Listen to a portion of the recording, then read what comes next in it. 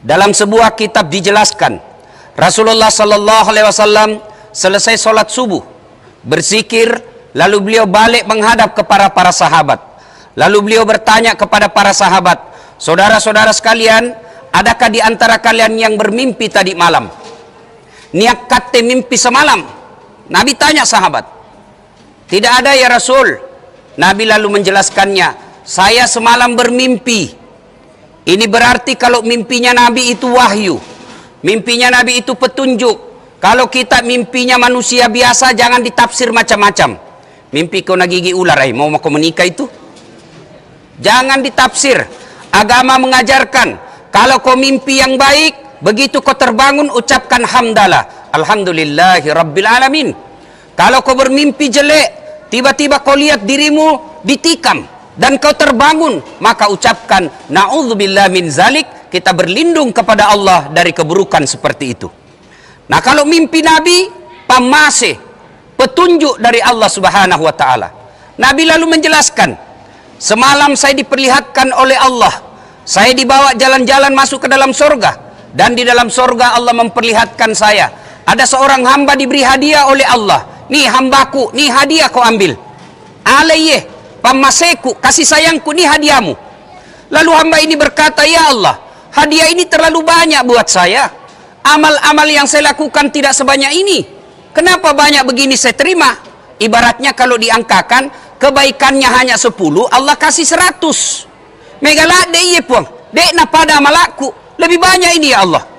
Allah berfirman, wahai hambaku, ketahuilah, itulah doa-doamu yang tidak kukabulkan ketika kau hidup di dunia, karena saya tahu apa yang kau minta tidak mampu kau pikul waktu ada kau di dunia, baru saya kasih itu permintaanmu sekarang. Sidang Jumat yang saya muliakan, kisah singkat ini banyak makna yang ada bisa kita petik di dalamnya. Bahwa satu, berdoalah kepada Allah Subhanahu wa taala. Senjata kita orang beriman adalah doa. Di musim pandemik seperti ini, 3 bulan kita tidak bisa ke rumah saja, tidak bisa kita keluar. Kalau 3 bulan mungkin masih kita tahan, tapi kalau sampai setahun, mana bisa kita tidak keluar rumah?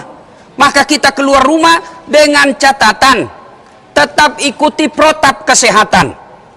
Seluruh pakar kesehatan berpendapat, pakar di bidang virus, virus ini hanya masuk di 3 pintu. 3 aja pintu masuknya, hidung, mulut, mata. Selama ini aman 3 pintu, mata, hidung, mulut, insya Allah. Bagaimana cara mengamankan kita dari 3 pintu ini? Pemerintah menganjurkan kepada kita, dan itu juga dibenarkan oleh ulama. Nggak usah cemas soal berkata, nggak sah sholatmu kalau pakai masker. Nek pawang ko. Jangankan pakai masker, sholat Jumat saja boleh tidak tiadakan kalau memang itu darurat, apalagi pakai masker. Tapi sayang, 1000 sayang, saya panik tadi sampai saya terlambat turun dari mobil karena saya lihat lebih banyak tidak pakai masker. Apa kita takut mati? Bukan kita takut mati. Yang saya khawatirkan Bapak tidak punya oleh-oleh untuk mati. Semua kita pasti mati. Mau ki kemana? Pasti mati ki. Yang saya cemaskan, siap maki itu untuk mati? Apa bekal kita menghadapi kematian? Jumat saja kita datang. Njopo yang paling terlambat datang, paling cepat pulang. Orang khotbah dia tidur. Kau mau menghadap kepada Allah dengan modal seperti itu? Coba makilah ini yang paling terlambat datang, hafal mukanya, dia tahu itu nanti paling cepat pulang. Coba lihat. Dan Jumat-Jumat dia lakukan. Jumat-Jumat dia lakukan. Kita mau masuk surga, kita mau hidup baik, kita mau dagang bagus, kita mau punya rumah tangga bahagia, tapi selalu kita terlambat sholat Jumat. Apa modal tak? 5 waktu tidak, subuh lebih-lebih, Jumat saja yang sekali sepekan, paling terlambat datang, paling cepat pulang. Selesai dikasih tahu begitu, dinasehati, apa nakana? Nakke punah urusan, mau masuk surga, mau masuk neraka, urusanku ustaz. Ini menikana nabita nakana kaswatul qalbi, keras hati, kak doro. Inilah yang Allah sindur dalam Al-Quran, wa zawa'un alaihim a'anzartahum am lam tunzirhum la yu'minun. Kau sampaikan ayat Allah atau tidak, kau ceramai atau tidak, la yu'minun, sama saja mereka tidak akan beriman. Kira-kira kalau anak-anak seperti ini yang ribut di masjid, ini yang di depan-depan saya, masih wajar Pak. Pun kalau dia mati, insya Allah aman masuk surga, tidak ada dosanya. Tapi kata yang sudah berkumis, sudah punya istri, bahkan sudah punya cucu, terlambat sholat Jumat, masuk lagi dalam masjid, tidak sholat sunnah, langsung duduk, selesai assalamualaikum langsung lompat, tidak berdoa. Kau mati, apa bekalmu bos? Kalau bapak merantau ke Kalimantan, ternyata di Kalimantan tidak enak, pulang kampung lagi ke Jeneponto. Bapak merantau ke Tarakan, di Tarakan ternyata tidak enak, pulang lagi ke Pindrang, masih ada sawah bisa dikerja. Tapi kalau bapak masuk kubur, demi Allah, senang tidak senang, tinggal kau di situ, tidak boleh kau keluar. Kita tidak cemas soal kematian, pasti kita mati. Yang kita cemaskan, siap maki itu menghadapi kematian. Kita sudah yakin kullu nafsin saikatil maut, tungke maki nyawai pasti mati. Yang jadi masalah, kita sudah siap. Nah, maka ketika ada masalah seperti ini, sunnatullahnya pakai masker, jaga jarak, cuci tangan setiap saat. Ternyata telah kita lakukan itu.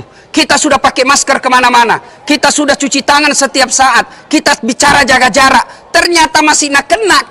Kita bagi orang beriman, jangan putus asa. Wala tayasu min rauhillah, jangan kau putus asa, jangan sangka buruk. Kena penyakit, bagi orang Islam semuanya indah. Bagi umat Islam kata Nabi semuanya baik. Mereka sehat, mereka bersyukur, ibadah. Mereka kena penyakit, dia sabar, ibadah. Kena wabah penyakit, sudah berikhtiar menjaga kesehatan, protap COVID-19 kita jaga, ternyata masih kena wabah. Inilah yang disebut kita harus percaya qada dan qadar, takdir baik dan takdir buruk. Dan kalau kita sudah menghindarinya masih kena, kita umat Islam kata Nabi, jangankan kena COVID-19, tertusuk duri saja kata Nabi, menghapuskan dosa-dosamu. Itulah sebabnya di Saudi, orang yang wafat karena COVID-19, positif dia wabah, dia meninggal, mereka dikuburkan di tempat sebaik-baik pemakaman. Di mana? Di Baqi dan Ma'la. Kenapa? Ulama berpendapat, orang yang wafat karena wabah, sama wafatnya nilai jihad dunia. Nah, yang salah kalau kita tidak berikhtiar. Begadang 24 jam. Keluar tidak pakai masker. Tidak cuci tangan. Tidak jaga jarak, kena wabah. Kalau bapak wafat sendiri tidak ada masalah, tapi kalau bapak datang ke tempat-tempat pengajian mewabahkan orang-orang soleh, kan itu bapak merugikan orang lain. Maka itulah pentingnya kita perlu pakai masker kemana-mana, itu sebagai ikhtiar. Nah, kalau kita sudah berdoa, sudah berikhtiar, lalu langkah yang kedua yang kita lakukan adalah berdoa kepada Allah Subhanahu Wa Taala. Minta kepada Allah. Allahumma inna nas'aluka salamatan fid din, salamatan fid dunya wal akhirah, wa afiatan fil jasadi. Kita minta kepada Allah. Senjata kita orang beriman adalah berdoa kepada Allah. Saya sudah berdoa mi Ustaz. Kenapa doaku tidak dikabulkan Allah? 24 jam saya berdoa Ustaz. Kenapa doaku tidak dikabulkan Allah? Ya betul bapak berdoa, tapi tidak sholat. Kalau bapak berdoa, 5 waktu berdoa, setiap asan bapak berdoa tapi tidak sholat, tidak bakal sampai itu doa. Kenapa? As-sholat miftahul khair, sholat itu kunci kebaikan. Berarti kalau kita tidak sholat, tidak ada kunci kebaikan. Saya sampai sekarang Pak, setiap ceramah bahal sholat, tidak masuk di akalku kalau ada orang tidak sholat. Puasana tahu 30 hari, tidak ada kalana, tapi tidak sambayang. Tekan mah cari tanah. Nanya sambayang bos, barcode. Ini adik-adik di milenial kan tahu itu namanya barcode. Coba kalau bapak beli alat elektronik, niat ngaseng itu barcode-nya, di scan. Barcode itu nanti tanda keislaman kita. Sholat itu adalah barcode keislaman kita. Begitu bapak mengaku Islam, mana barcode-nya? Di scan. Oh lobe-lobe ki. Muncul tidak muncul hari Jumat saja dia datang ini. Sholat. Biar bapak berdoa, tapi kalau tidak sholat, tidak bakal sampai doanya. Yang kedua, kata Nabi, penyebab doa tidak dijabah Allah, hubbi aklil haram, hobi senang napoji mandre barang haram. Salah satu diantaranya barang haram itu sekarang bertransaksi. Banyak orang memperoleh keuntungan dengan bersenang-senang di atas penderitaan orang susah. Kita diwajibkan pakai masker karena dilihat banyak orang mau menggunakan masker, tiba-tiba timbun masker dapat keuntungan yang banyak. Yang tadinya vitamin C hanya murah, tiba-tiba menjadi hilang dan mahal. Betul kamu dapat untung banyak, tapi Allah tidak berkah atas keuntunganmu itu. Kalau Allah sudah cabut keberkahan dari keuntungan itu, maka duit bisa jadi banyak, mobil bisa jadi bagus, rumah bisa jadi mewah. Tapi apa? Hidup kita tidak berkah. Apa yang disebut hidup tidak berkah? Duitnya banyak tapi tidak ada bisa namakan. Dilarang makan garam, dilarang makan gula, dilarang makan nasi, dilarang makan apa yang bisa namakan? Ubi rebus. Duit miliaran. Apa yang disebut uang tidak berkah? Rumah tangga tidak bahagia. Rumahnya mewah tapi anaknya kurang ajar. Rumahnya mewah, suaminya selingkuh, istrinya membalas. Itu kalau penghasilan sudah tidak berkah. Memang banyak duitmu, tapi kau banyak duitmu karena menginjak-injak penderitaan orang lain, maka Allah cabut keberkahan hidupmu. Itu penyebab doa tidak dijabah oleh Allah Subhanahu wa taala. Itulah sebabnya dalam Al-Qur'an Allah jelaskan, fa isa sa'laka ibadi anni fa inni qarib ujibud da'watad da'i idza da'ali. Aku mengabulkan doanya orang-orang yang berdoa apabila dia berdoa. Ini berarti ada orang yang berdoa tapi Allah tidak diijabah doa-doanya karena dia berdoa tidak sholat dan suka memakan makanan haram. Semua telah kulakukan Ustadz. Saya berdoa, saya sholat 5 waktu, saya tidak makan haram, saya pelihara diriku dari maksiat. Kenapa yang saya minta tidak diijabah Allah? Jangan sangka buruk. Hakul yakin apa yang kita minta tidak baik buat kita.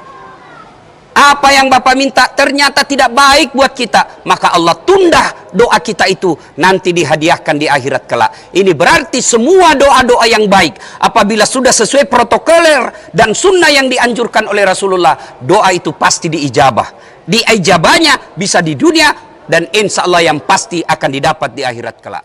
Demikian, semoga ada manfaat.